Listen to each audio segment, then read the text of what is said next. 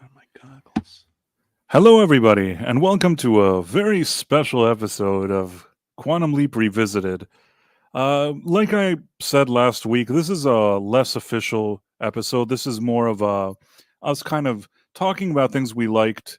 In this case, we're going to talk about some scenes in the episodes that we've seen until now that have been great, that have really left an impression on us.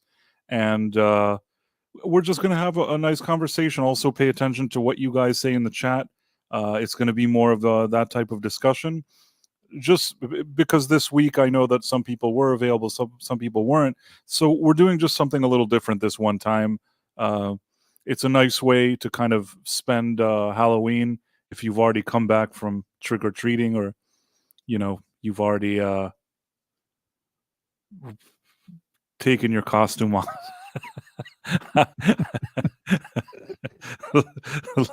Like I have.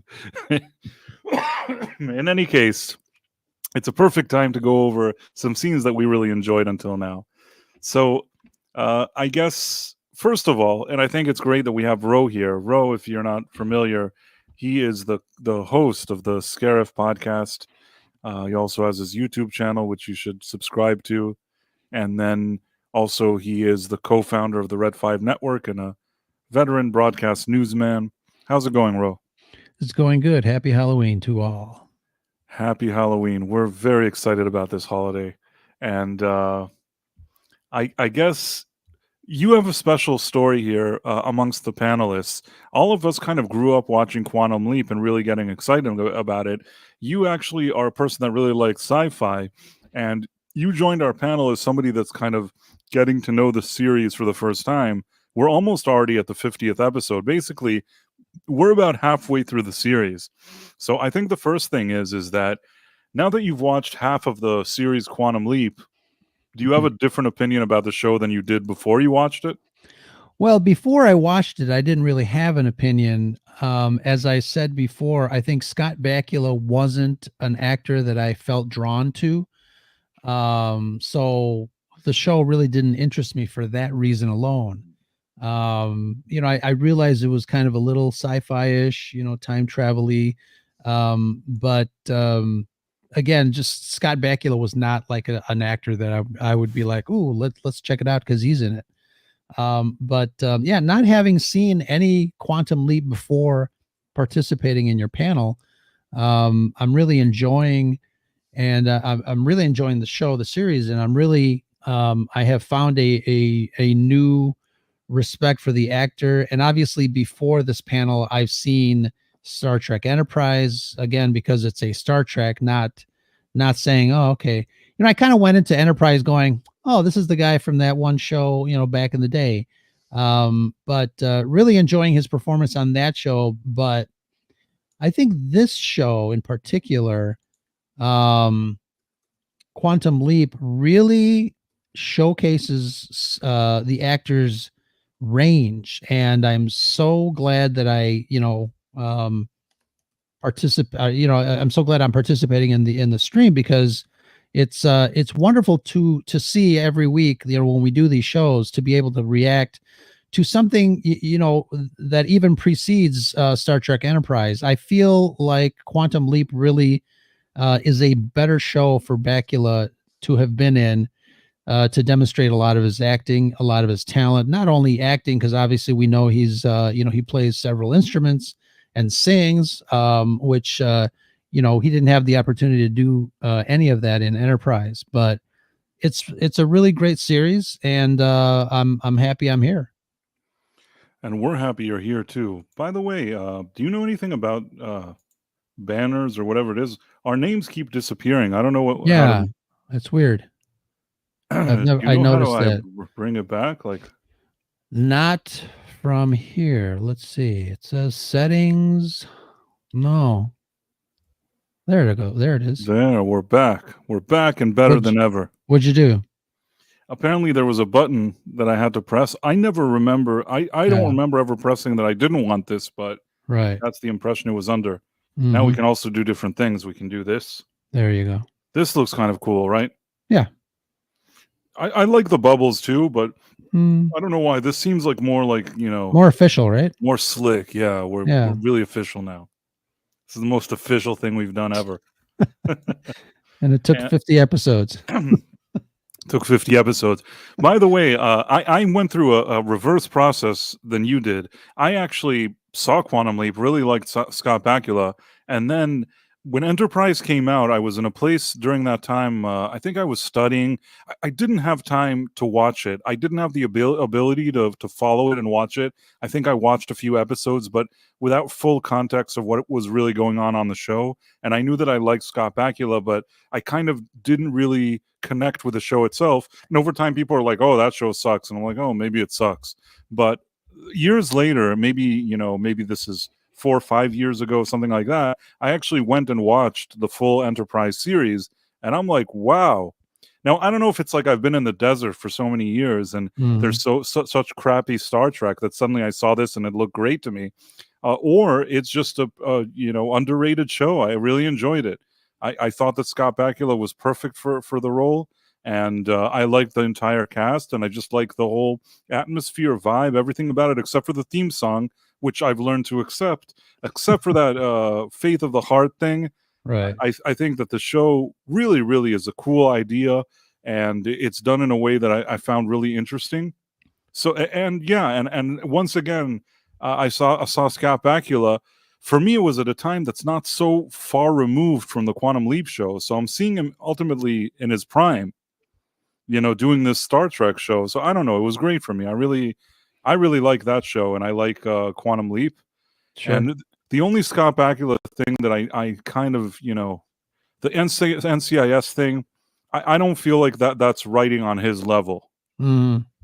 NCIS, I feel like they have a dartboard, and the dartboard has different plot lines, and they just take the darts, throw it, and then it just says like murder, library. Right. It's very formulaic. And I think that's the case with a lot of network television shows, especially procedurals, like these CSI Miamis, the NCISs. And I don't know how many of those shows are there now. A whole bunch of them. Yeah. I mean, there are a bunch. I just wanted somebody in the chat here, Tracy Alexander. Quantum Leap was my introduction to Scott as well. It's been so long, but I think I started watching right before season 1 ended. The weird thing for me is I think I watched pretty early on. I watched the show, and initially the first maybe few minutes that I watched it, or maybe first episode, I thought it was interesting, but I wasn't immediately sold. But I don't know. It took me a few episodes, and once I was hooked, that was it. That was my show.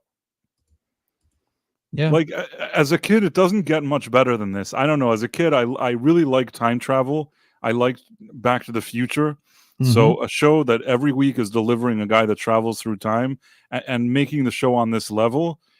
First of all, in my case as a kid, I think I was able to distinguish between high quality and low quality. But as a kid, this is just, I couldn't ask for anything more than this, really. Sure. Yeah. And as an adult, I think that I have a different appreciation for the show because there's a lot of things that happen here that maybe as a kid, it's entertaining enough to watch, the time travel element, the fact that he's a hero. But as an adult, I think you appreciate certain scenarios in a way that you didn't maybe appreciate as a kid. You were a kid.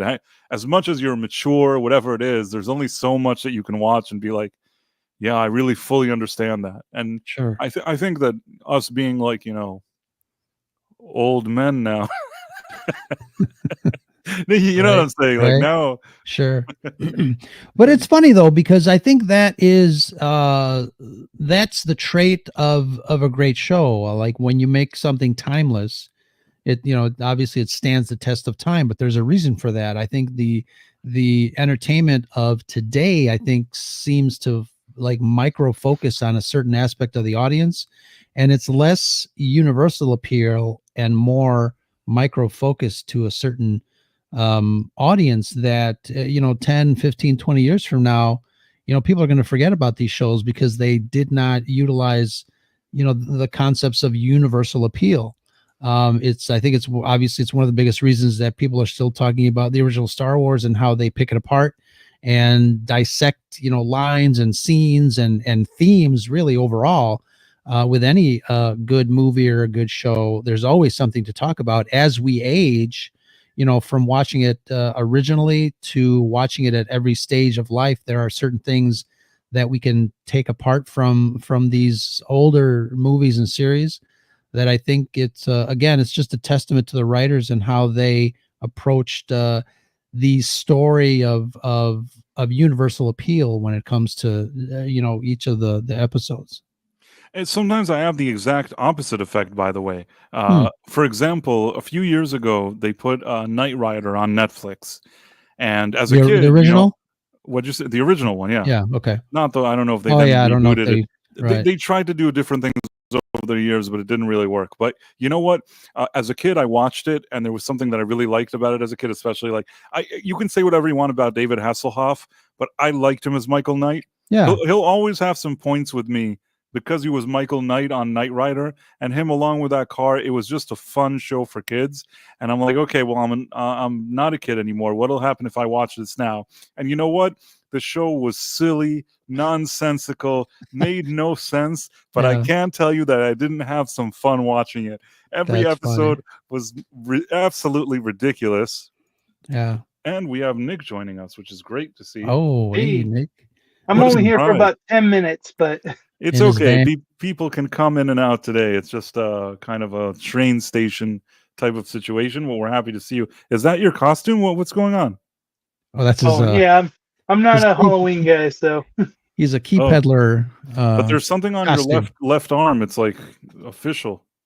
that's just the jacket brand. Ah, But- okay. Sorry. Yeah, but You- on that note, I had today, part of my job, I got to check IDs when I'm making keys for people, and I had a guy, and I'm looking at him, and I'm looking at the ID, I'm looking at him, and I'm looking at the ID, and he says, "Yeah, I shaved the mustache, and I've lost some weight," and I go, "Yeah, and in this picture you're black, but you've got white face and an orange wig on." I don't know if he was Trump or Conan O'Brien, but I was like, I'm looking at it like, I think that's you. Wow. Well, this you have to check IDs and stuff. Well, yeah, when I have to confirm who people are, like when they've got lost car keys and I'm making a new key for them, or Mhm. and this situation, opening up a house and letting them in. Right. I gotta prove that they're who they say they are, and don't just let them in wherever they want. Sure. I also want to give some comments here. Matthew Marcillo, happy Halloween. Price, love your costume, very thrilling. And Roe, happy Halloween to you too, my man. Also, Tex Rogers had stuff to say. He said, interesting. I don't watch shows for actors. I watch for interesting stories. But you know what, though? You don't know that they're interesting stories before you watch them. So you have to latch onto something in order for you to get in there and start watching, whether it's, in movies, whether it's a director, whether it's an actor. Oh, cool. The new Keanu Reeves movie. Let's go check it out. So not that I'm pushing back on that, and I understand, but you have to, first and foremost, before you see the actual movie, you have to latch on and have a reason why you're going to go. And see, but I'm kind of I kind of Describe. agree with what they said, because a lot of times, actors, directors, that doesn't interest me. It's more what does the trailer sell me on it. Sure. Yeah. But there has been some times when I have gone to something because of the actor and then been disappointed. Sure. Yeah. that happens. And I had one recently. It's on Amazon, but it's the guy. I can't think of his name right now. He plays Hawkeye, and it's him being kind of like a crime lord on Amazon Prime. And Something Town. yeah, Yeah. and I tried so hard, but I got like 2 or 3 episodes in, and I'm like, I still don't really understand what the plot of the show is. And I was like, I don't think I can subject myself to more of it just to try to like it. So Tex Rogers was saying Knight Rider. I remember the ads before it started saying the car did a lot more than jump puddles. Kind of a slap at Dukes of Hazzard.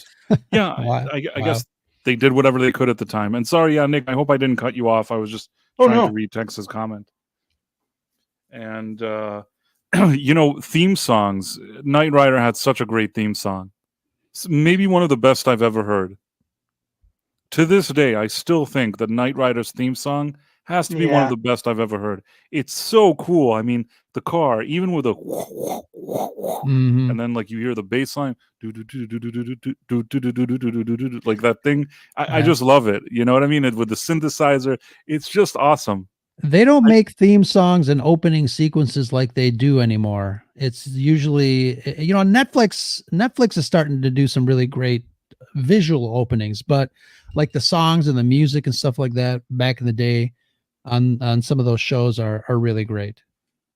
Like I was just watching, somebody had posted the opening for Fall Guy with old Steve Austin, the old show, and it was like 2.5 minutes long, like an actual song. And I'm like, oh wow, this is fantastic. I'll tell you why. I think I know why. Back in the day, you had maybe 3 networks showing shows, okay? Maybe some people then had cable. They didn't have a million options like they do today for your attention. And Right. at the time, they thought to themselves, we'll make a cool theme song. That's part of the entertainment here. You have to see a good song that draws you in. And then once the show starts, like you're in the show. They I guess think that they don't have that kind of time anymore. That they need to Right. make a quick impression on you, do something that'll make you not change the channel, or just to keep your attention going when it comes to Well, and whatever it is that they you're watching. almost served as trailers too, Yeah. because they show scenes throughout the season, and we see that in the Quantum Leap opening that we love talking about. But I look at that, and I think the big change that we see today is that they've gone to the streaming format. People don't want an annoying, if you're watching the episodes back to back to back to back to back. Mm. But if you're watching, okay, I'm going to watch Knight Rider. I want to get in the mood for Knight Rider. What's the next show on? Oh, it's MacGyver. Now I want to get in the mood for MacGyver. I want to get in the mood for Quantum Leap. You go from show to show, and that kind of, when that theme tune puts you on, it puts you in the mental attitude of that show. But if you're watching the same show back to back to back to back, that becomes less impactful. Sure. Tracy Alexander says, back in the day, I stacked up on TV theme and commercial CDs. They don't write them like that anymore. Yeah, it was a special event back in the day with these kind of theme songs. I mean, I can think of so many shows now that if we think of the show, not only do we think of the show itself, but there's also a theme song that's also tied to it. And I really like music, and I like that they had these themes. It's kind of annoying to me that they don't have them anymore, but it is what it is. Can I ask Tracy what her favorite theme song opening was? Or I guess I can put that question out to the chat for everybody. Oh yeah, Greatest American Hero was a good one. Super Mario Brothers 3 says Greatest American Hero had 2-verse intro. The classic Doctor Who theme for the 3rd and 4th Doctor was wonderful. I agree. Tex, I think that what happened is that over the years, even in the first run, once I think Davidson and and McCoy came along and Colin Baker, they kept changing and making the song gradually worse. I don't really understand how they kept making it worse, but I guess they were trying to make it quote unquote more 80s with synthesizers, and they just ruined it. Oh, you're talking about Doctor? Yeah. Yeah. They were trying to update it. Right, and it didn't work. I agree. I think that from the premiere until maybe Tom Baker's departure, I feel like the theme song they made some minor changes here and there with the mix, but for the most part, it was pretty much the theme song that we knew. The one with Delia Derbyshire that she produced. It's funny that she was such a brilliant, ahead of her time musician and producer. Basically, one of the founders of an entire genre, and the BBC refused to give her any credit because they didn't want to pay her. Considering how the BBC loves to push all this kind of, Doctor Who and women and Jodie and all this stuff, the one woman that actually made them their most important asset, until today, they don't even want to acknowledge that she did it, so that they don't have to pay her like her heirs or something. It's all snivelly. That's why I can't take those people seriously. At the end, they're the biggest hypocrites, but that's a different issue. And it's funny. I think that was just the 80s in general. When you look at so much from the 60s and 70s, holds up really well. Caleb Levine and says then when you get to the 80s, some of the sci-fi looks a little hokey when you look at it today. What aspect of that do you think it's attributed to? Because like if you watch something like Wait. Space 1999 nowadays, it's like, oh my god, it's so corny and wishy-washy, but that's one of the reasons I love that show. But the song too, it's like you can't escape, wanting to kind of like, boogie to that Space 1999 theme. Well, I think is Matthew Marcel saying you liked Welcome Back, Kotter? Is that what he's trying to say? Welcome Back, Kotter. Yeah, I mean, I guess I'm trying to think of the theme song to that one. I can't actually remember it. Yeah, I remember that. But And Ghost Fixture said that he will still watches Knight Rider on and off. I like Knight Rider; it's fun. I think some of it though is when they were in that period where they could start doing a little bit more. Mm-hmm. So it impressed audiences at the time, but it doesn't us now. Mm-hmm. Whereas some of the more tried and true effects of past holds up better. It's just like in video games. You can look at a Super Nintendo and it like Super Mario World and it looks amazing. And then you look at Mario 64 today and it's all blocky and angly. And at the time it was like, whoa, it's Mario in 3D. But now it's kind of like, well, yeah, it really shows its age. So I think there's an aspect of that. They were messing with adding in digital effects. And some of that stuff, it just, some of it doesn't hold up the same today as it was impressing them then.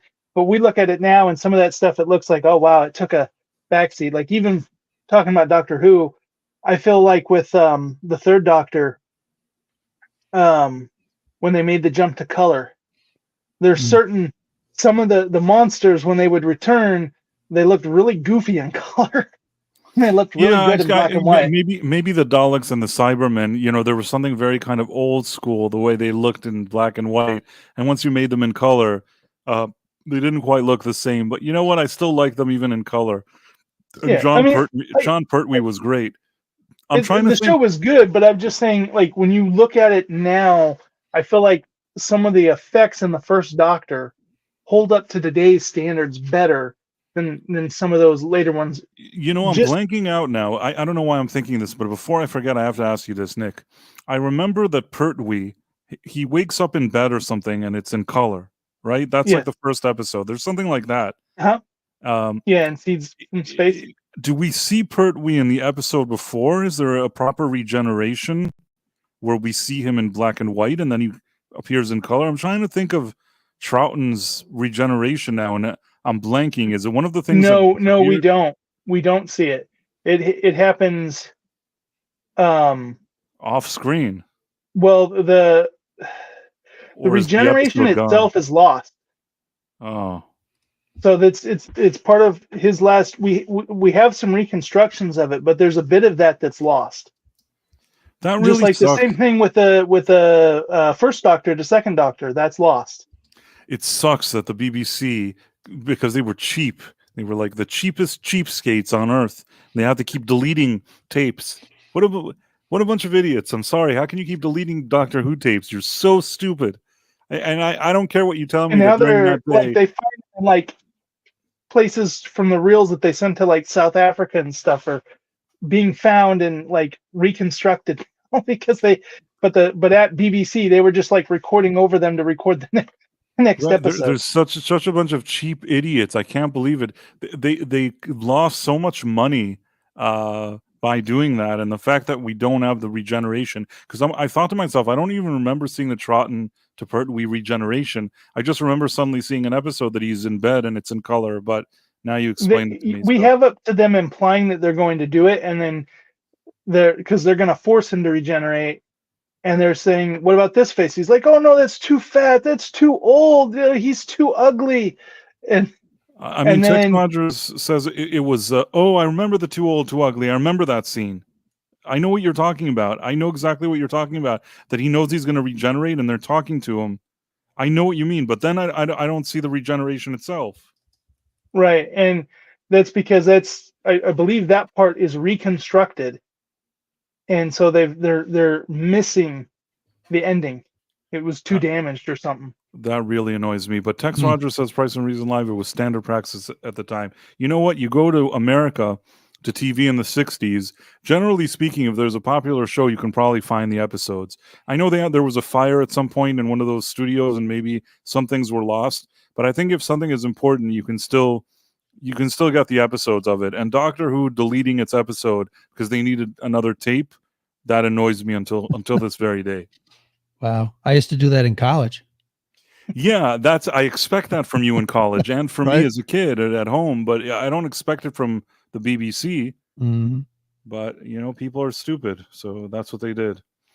Well, before I have to go, what's some of your guys' favorite moments we've had so far? Oh, Oh yeah, back on topic. Back on topic. It's good you reminded us. So, the first thing that I thought of doing was this scene here. I thought it was fitting because today is Halloween. So let me try to share this. Was this from the episode I missed? It's okay. So now this will be a chance for you to catch up. So basically, it turns out that Al is a phony Al. It's not the real Al, and it's like somebody who doesn't like that Sam's been going around and correcting things in space and time, and he changing things for the better, and he's putting back what he once put wrong. You know what? Did I see this one? Because it looks like, yeah, this is okay. I didn't realize this. He's got a nice little red highlights in his eyes that I didn't notice the first time around. I noticed it. Yeah. He's it's implied that he's Beelzebub? Lucifer? Something like that. It's implied that he's like a bad energy trying to ruin what Sam is doing. The reason why I thought this was an interesting scene is that we hadn't really seen something like that before or after. And the idea that somebody is sending Sam to do something good, but this is upsetting him and he wants everything to be bad. It's a cool idea. I actually regretted, Nick, that you didn't love this episode because even though it had some symbolism or things that you didn't like, I think that this idea of somebody trying to torpedo Sam's efforts was actually really interesting. And it had goats. You'd think that this would be the episode that you'd like the most. I remember reading the synopsis because at the end it ended up being a dream, right? Well, yes and no. Basically, it ends up being a dream, but he wakes up within his dream inside the leap, using the knowledge from his dream, saving a life that he seemingly didn't know how he was able to save. So the dream wasn't just like an empty dream with nothing. It's almost like a sign that the dream had there was some reality to it. Because there's a guy that dies in his dream when it plays out in his dream, and then when he wakes up from his dream, he runs and quickly stops him from falling off a ladder and dying, and everybody's surprised that he even knows it, and he only knows it because of the dream. And Price, you had a good point. It was a very interesting topic at this point in the timeline, and throughout some of the previous episodes, there is kind of a hint that they use God almost as a mystery character or a force that is responsible for making him jump, to and fro, but they never showed like the other side. And I think this might have been the attempt to do so, but they never kind of followed up with that concept, which I thought would have been interesting. Let's see if I can play without getting a strike. Yin and yang, good and bad. I thought this was great, Nick. I really think you missed out. Dean Stockwell, man. God, the devil. Did you see that, Nick? Mm-hmm. In the flesh, so to speak. I mean, we've never seen another moment like that before or after the show. So, in addition to the fact that today is Halloween, so it's a good time to show it. But I also think that it was interesting because I like it when something happens on the show that is different. And as much as we didn't dwell on it. It is very much a theme in this show of why he's doing what he's doing and who's sending him. And this was the first time that it kind of put in our minds that there could be, a force that doesn't want this to happen. So I thought that was pretty cool. Yeah. This isn't possible. Come on. And it was pretty cool. I see that Marla Sharndoff has joined us. Hey, Marla, how's it going? Hello. I'm going to have to hop up here, but I just wanted to mention a couple of moments that I really liked from the show. Do it. I liked in Kamikaze Kid when he dodges the car and it goes into the pillar. That's pretty cool, yes. There's just something about like that action scene that was like really got me. I really like is it no, it's not Starcrossed. It is And by the way, Marla Sharndoff says Tully. Tully is the guy that was on the ladder that Sam saves based on the info from the dream. What was the one where he was on the train? Honeymoon Express. Honeymoon Express. Okay. Was that season 2? That was the season 2 premiere, and it's funny you should mention that because I actually let me see if I can share this instead. It's not such good quality, but this scene that he's helping her study for her exam, and then in the next thing you know, she actually replaces the guy at the Senate meeting, basically effectively saving Sam. That was kind of cool if that's what you're referring to. Yep, I thought that was cool, very much so. Although I also like the moment when he finally is willing to give in and then he leaps. I thought that was funny. And then another one would be when he leaps into the mom and the look on his face when he realizes he's a mom. Oh yeah. That I'm a mom, like the complete dread over him. And that same episode is as much as we kind of mocked that episode, the Scooby-Doo van. Yes. Them, and then him getting I'll out remember and fighting them, where it's him in a dress and he's like punching these kidnapping thugs. Was just I just love that they had the most suspicious van on the face of the earth. I don't think that in the history of TV or cinema, somebody has had a more suspicious van than than these two guys. Yeah. They look like the guys from the live action Dalmatian movie, like they were, we're gonna come get you. Like twirling their mustache. It was just so over the top. I don't know why.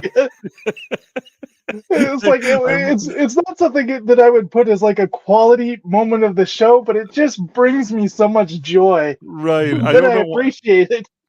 I want to tell you that on this show, when we were as a panel, I think that was one of our first moments that we all started just laughing. There was like really a moment that we were all really kind of laughing at how ridiculous that man looked.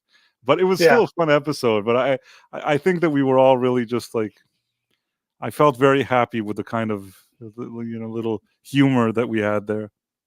Yeah. So definitely. I mean, how many shows have we done already? Tex, what number show is this? I think that this is Tex knows. Tex knows. This has to be like 47 or something. I don't know. We're already. This is a long time. We've almost been doing this a full year, and I don't know. It's crazy. It's crazy, but I also love that we do this. Another one I really liked, Americanization of Makino. That's a good one. When she runs in and catches, and she's topless, and he's in there being what looks like inappropriate with that, and they've got like the minister standing there, and like he's trying to explain cultural differences in the ministers.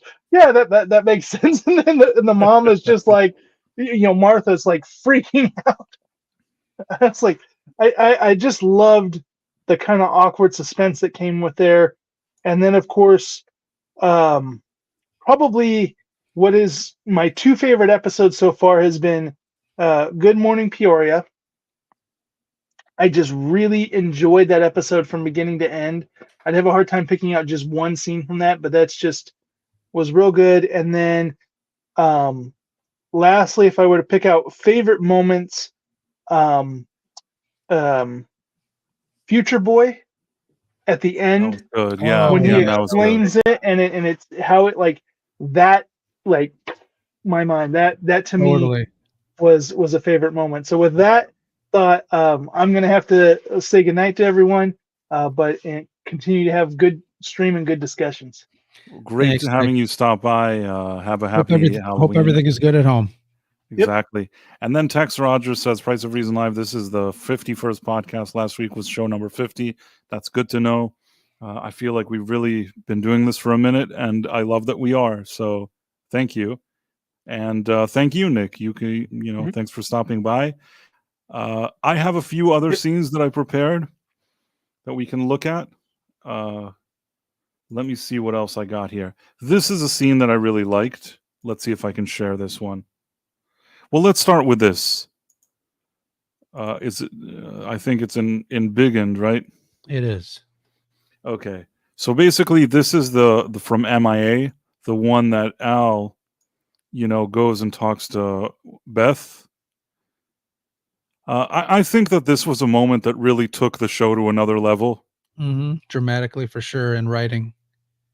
Yeah, I mean, something happened here that it was, we're used to these characters. They entertain us. We think we know this guy, and we sort of see something in his past that happened to him. So many shows we see today, they try to do these kind of origin stories or jump back and forth in time or explain things that happened to a character. Yeah. I think that the way they handled this with Al was just so nice that, we know him as a certain Al, and this sort of explains how he got to be the way he did. But it's done in such a kind of thoughtful way when it comes to the writing. And I just really, really like how much depth they gave his character in just this one episode. Yes, I totally agree. And it helps that Dean Stockwell is just such a good actor that really, Absolutely. sells this whole thing. Mhm. And, this actress, I think her, Dia, whatever, I'm trying to think her name, something Dia. Oh, I can't remember. And it's such a tender moment between the two in this scene and too. she's also good here. I really like what she does here. I like this all. This is just, this is just so great. Mhm. And the way it ends, it's just perfect, really. Yeah. So for me, this has to be one of the top moments of the show. And Susan Doyle. Susan Deal or something like that. Yeah. Tracy Alexander, I agree. If you weren't hooked before this episode, did you? And yeah, this kind of showed what the show could be. And I feel like, if this wasn't a network TV show, if maybe the creators of this had the type of tools given to people today, maybe they would have even taken some of these ideas further. Because this was something that wasn't always done. Basically, we have like a 3-episode story that starts off with this one, and then it moves into the next scene that I was going to show, which is also a great scene from This the leap is home. I was going to say that was definitely not in Big End. No, it wasn't. But now there's this scene that basically, this is also one of my favorite scenes of the series, which really gives a lot of depth, to Sam and to everything that they're doing here, where basically Sam tells Al, what's the point of me leaping around? I can't even help my own family. And Al, in a way, tells him that he's being, selfish and kind of a jerk. And he doesn't say it that way, but he basically, it's kind of implied that he's not appreciating the opportunity that he's been given, that most people that have lost relatives, if they get to see those relatives and spend even one day with them, it's like, it's something that nobody could ever have, that type of gift. So instead of appreciating the time that he has there with his loved ones, he's just making everybody upset and basically, causing more damage than any good. And I don't know, this was just a really, really, really nice scene because, Al really kind of putting him in check and explaining this to him. But at the same time, you also understand why Sam is frustrated. Yeah, absolutely. And that's what makes a good show, that it's not that you couldn't understand where Sam was coming from, but you could also understand what Al was trying to tell him. And ultimately, I think that Al's words that he told him really influenced Sam, because he goes back and changes his attitude once he hears that. And that's why I think it's a very, very powerful scene. Also, another scene, really wonderful execution by both Scott Bakula and Dean Stockwell. It's interesting how in these moments, Dean Stockwell is so important, because he can do that kind of comic relief and bring all of that character and everything that he does. But if you ever need him for like a serious scene, in 1 second, he delivers. Mm-hmm. And you believe him. Even if he told 7 jokes about like some woman dressed in a nice outfit like 5 minutes before, if he's serious, you absolutely believe him. Sure. And that's why, the gift. Yeah, and that's one of the reasons I appreciate, watching the show for the first time. Just really learning about their chemistry, these two actors. And one of the reasons that I think that the Star Trek Enterprise episode that Stockwell was in was such a lost opportunity. The two characters, worked off of each other, but not in the way that really showcased their long time relationship, which I think was kind of a missed opportunity in my book. But absolutely, I think, when this show gets serious and in the weeds, so to speak, it really shines. Matthew Marcel is quoting, "I knew he was going to take Tina into the room, but I didn't. I knew I was going to take Tina into the file room, but I took her anyways." I remember that from some episode. I don't remember which one, but but yeah, it's totally that Dean Stockwell can deliver the humor, can deliver the depth, the serious, the gravitas. Two great actors. I mean, yeah, we don't get that level. Okay, sometimes if you have some streaming show and they paid a lot of money, maybe we get it.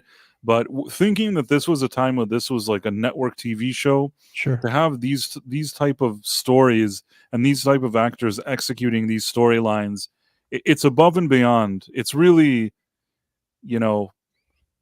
it's really at the top level of what you could expect during that year watching on a TV show. Acting wise, I forget about the fact that I like the stories and everything about it, but I mean, acting wise, couldn't do much better than this on TV. I know they were nominated for awards and maybe they won a few, but I don't think they won enough. Sure. If this wasn't like a time travel show with some science fiction, I bet you that these two guys would be, bringing in Emmys like every year. They were nominated for some stuff and they won some stuff. I think Golden Globes or whatever it is, but still don't think they were valued enough. I totally agree. But yeah, you know how it is. Sometimes if you do this kind of drama, like where everybody's like sobbing and talking about their feelings, even then, that it's just full on drama, people like that, those kind of academies like that more. This type of time travel thing, not exactly at the top of their list, even though they were still giving them awards, but half-heartedly kind of. Yeah. It is what it is. It's okay. They didn't do it for the awards. They did it because they liked the show. Yeah, I'm looking at a list of all the awards, and not enough, really. There was a lot of technical awards for cinematography and editing, DGA awards, Edgar Allan Poe awards, but the Primetime Emmy awards, they were nominated a lot. They were not, like I said, they were always, invited to the ceremony and given some nominations and all this stuff. But I feel like at the end of the day, especially then, maybe even today, but especially then, these kind of academies were not looking at sci-fi. Absolutely not. Yeah. I mean, nowadays they don't look at that type of thing. I mean, even nowadays, but then I think even less. So yeah. Now if you put some, I don't want to get you into trouble, Ro, but sometimes today, if there's if you put somebody with like a lot of pronouns, maybe even if they were in a sci-fi show, they'd nominate them. But I don't know. That's just my thoughts. I'm not speaking for Ro. I'm speaking for myself. That I've noticed that sometimes if it suits a certain political thing that they like, maybe they'll throw somebody a nomination. But during those times, for good and for bad, I mean, they didn't do that kind of stuff. I'm happy that at the time they didn't look for political reasons to give out nominations, but at the same time, they also were kind of douches towards sci-fi. Yeah. I think, science fiction and comic book movies and things like that are relegated, I guess, to children's media, not taken serious, as serious as dramas and other forms of films. But I think some of the best acting. I don't know. The people lose the sight of the core message in science fiction. They get distracted by the spaceships and the time travel and stuff like that. But one of the reasons I love, being on the stream is that we really, besides all that stuff, we really kind of, get to pick apart some of the themes in characters, situations, the plots, including the plot holes. Can't get away from the plot holes on this show, right? Yeah, I mean, Matthew Marceau says he doesn't want to spoil it for you, but Scott Bakula did eventually win an award. Tex isn't bored with us, Ro, but the show is going longer than he expected it to. It's more relaxed and covering a wider range, therefore. I think that's what I think he's referring to us, right? That's Yeah, I'm not sure if he's saying he is bored. I know he preambled by saying he's not bored, but then towards the end, it's almost like he was bored. Tex Rogers is a tough man to please. That we know. But in any case, another scene that I thought was good and that we can look into here. Hopefully, this will capture Tex's attention. Okay, let me present.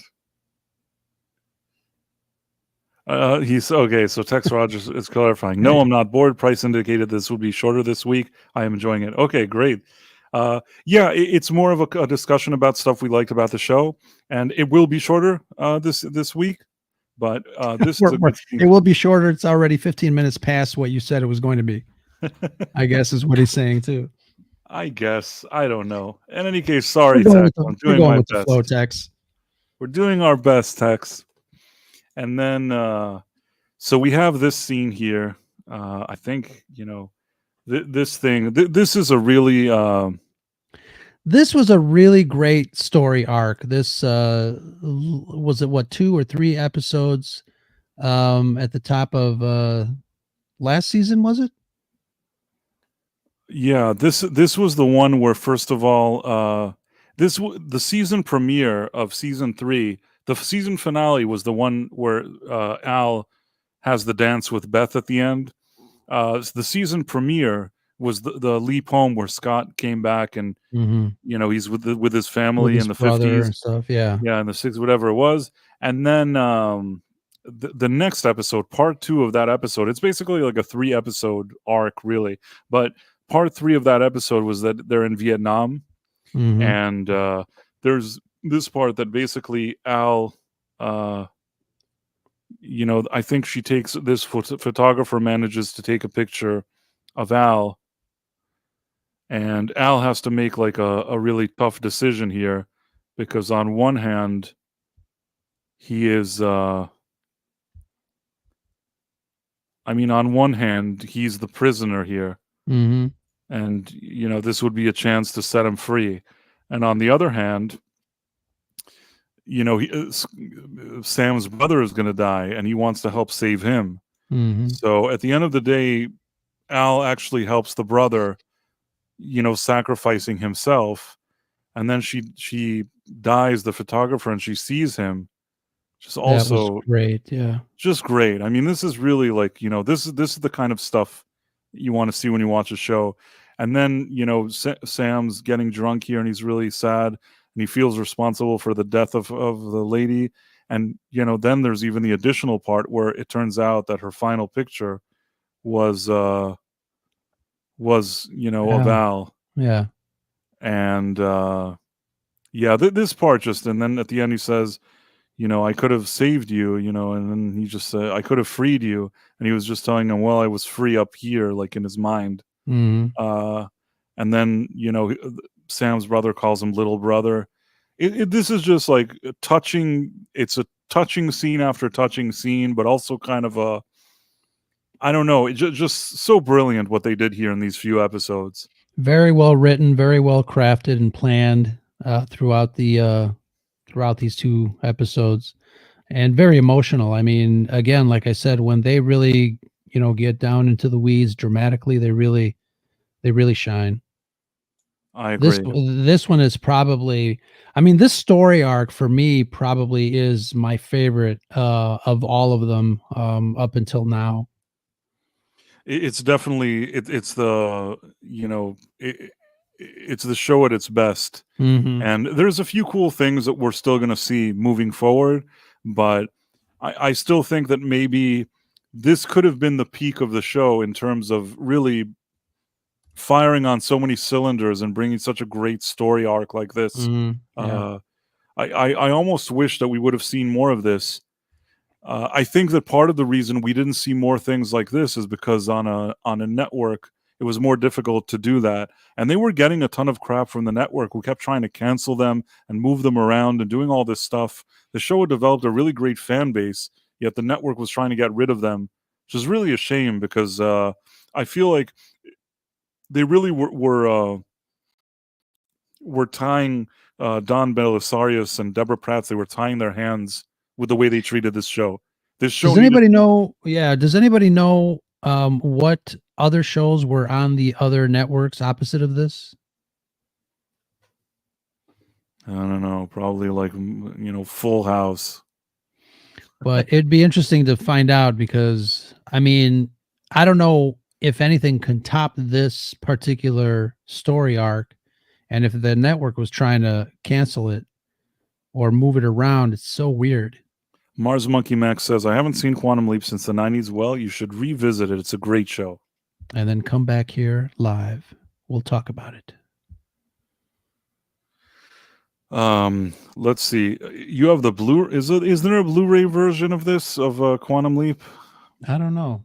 They don't have like a 4K version. I don't feel like anybody has ever taken the time to really boost the quality of this show. And I really hope they do at some point. It's such an important show. It's such a great show.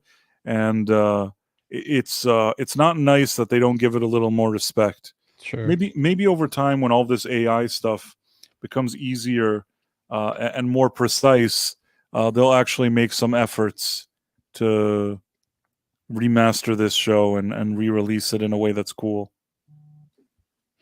Well, if they use AI, maybe they can make it widescreen instead of the old television aspect ratio. Yeah, Super Mario Brothers 3 is correct. NBC nearly pulled the plug midway through season 3. Letter writing campaign saved the series.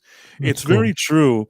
And the fact that you have a series like this, that even though it's sci-fi, is at least getting nominated for some awards, and the quality is so high, and it's developing such a kind of cult following, and that the network was just trying to get rid of it because they're just kind of jerks. That's kind of sad. And I think that instead of rewarding them for the type of storytelling they were doing in this 3-episode arc, it feels like around season 3, they keep telling them, can you do this? Can you do that? Can you do more of this? Can you do more of that?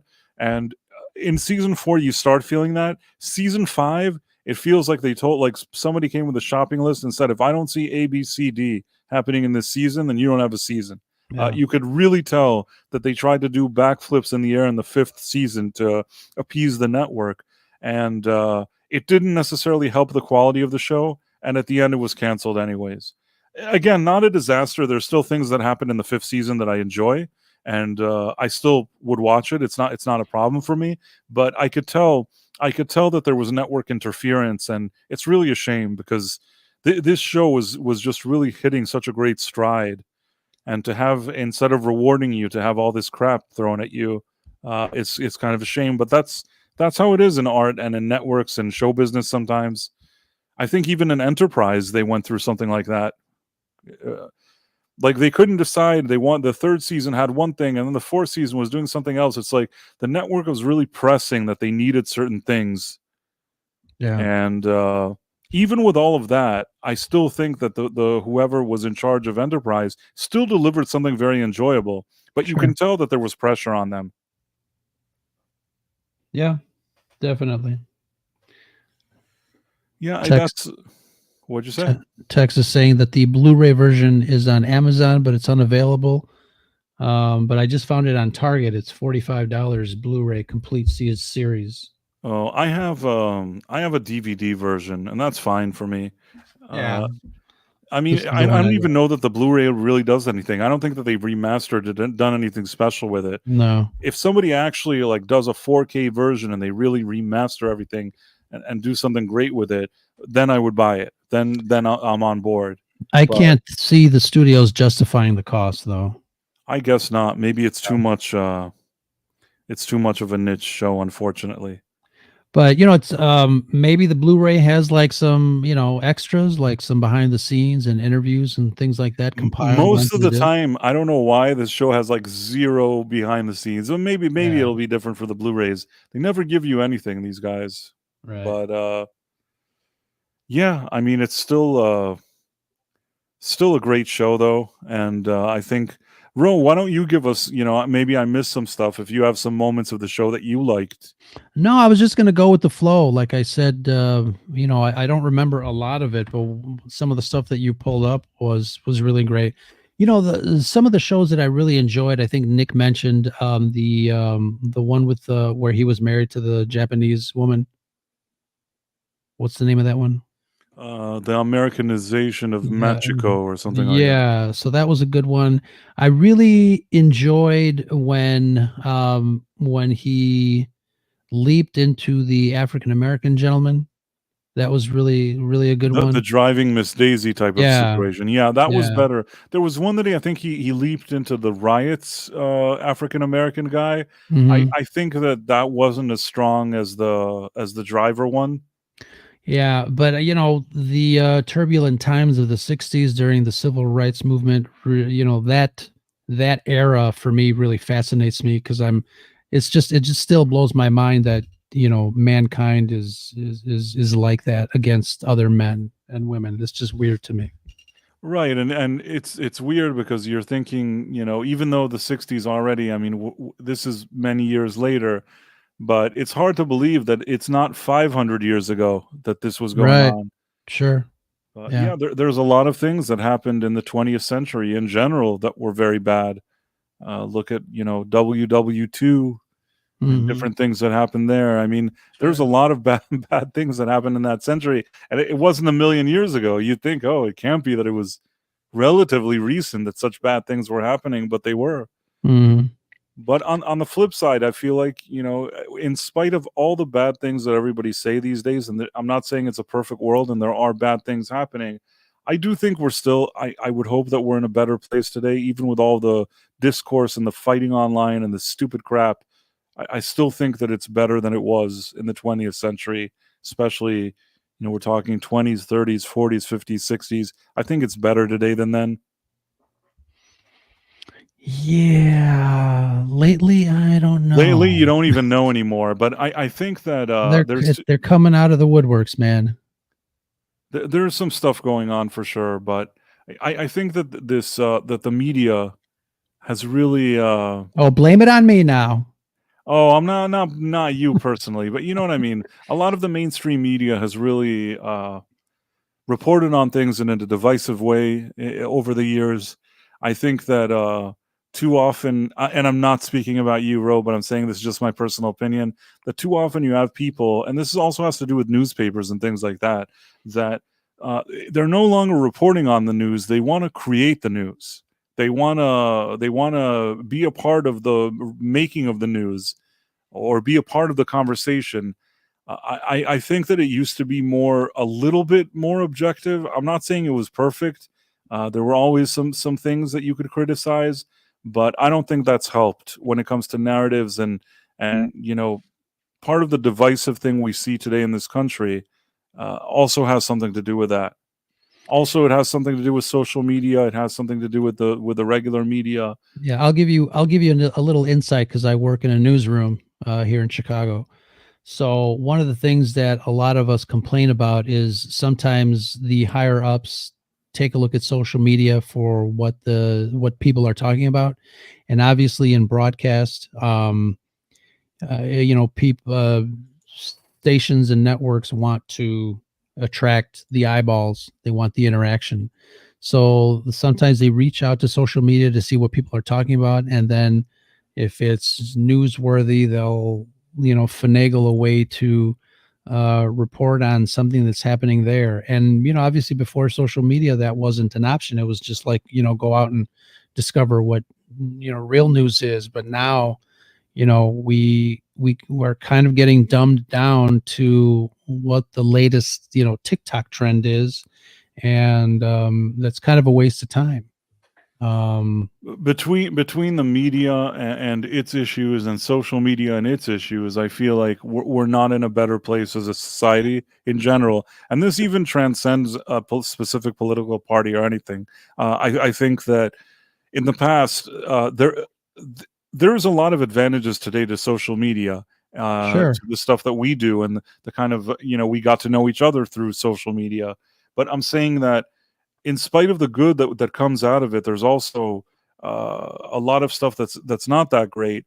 I think back There's always that double side. There's always that other side of the blade here, if you know what I mean. It's for sure. I mean, back in the day, when I was a teenager or even in my early 20s, we already had some stuff. There was internet or whatever it is, but I think that there was still a feeling I could hang out with some friends. The people didn't all have these kind of smartphones that they're checking their mail and their texts and their crap every second and getting alerts. People were just in that moment, spending time with each other, having these kind of experiences together. And I think that we have less of that these days. Maybe people like us that know that there used to be a different time are still able to have that experience. But these newer, younger people, this new generation, they're just not aware. They don't know. They don't understand that kind of experience, and they're really missing out. There's still a difference between playing with your phone all day and actually making real connections in the world and spending time with people and living a certain moment. And Sure. that's something that's been lost, I think. Yeah, absolutely. We're all sitting there like this. It's right. I mean, you got to learn to use the tool effectively and not have it use you. Absolutely. And I don't know why we were talking about Malachi D. Wildman instead of Rogo's Max Headroom, which hairstyle would he have? I think that Max Headroom was a pretty interesting show. Mm-hmm. Both Do you remember versions. that? Do you remember that show? 30 Sure. Minutes into the Future. What was it called? It had like a name. There was a British version, and then the Americans saw it and redid it like they and usually redid do. it, and I don't know that the American was better. I remember watching this many years ago, this show, as a very young kid, and I found it fascinating, but I think that nobody understood it. I was like the only viewer. Maybe you were the other viewer. Maybe you and I were the viewers. Well, being a news photographer, I mean, I was Max Headroom, so. Well, in any case, it was interesting. Oh, Marla Sharndoff says, I met Max Headroom. That's cool. I assume she met the actor that plays him. That's really cool. Yeah, I can't remember. I don't remember his name either, name. but it was a super cool thing. I've always liked that show and that character. Matt Frewer. Can't say his last name. Yeah. It sounds like a mustache man from the Germany, the way you said it. Matt Frewer, yes. But in any case, yes, 20 minutes into the future. Price of Reason, you've been having occasional audio hiccups. Oh, Ro, have I? I haven't noticed. Well, I don't know why this is happening. I think it's because we started talking about Max Headroom. Maybe. In any case, it's been a really great show that we did, and I want to just go back and say some hi to some people.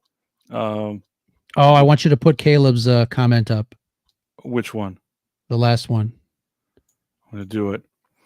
Ro, wasn't it in Chicago where somebody hijacked a cable channel for a bit and broadcast themselves in a Max Headroom mask? Yes, and being in the television community for decades, I might know the guy who did it. Yeah, the FBI and the what do you call it? The FCC never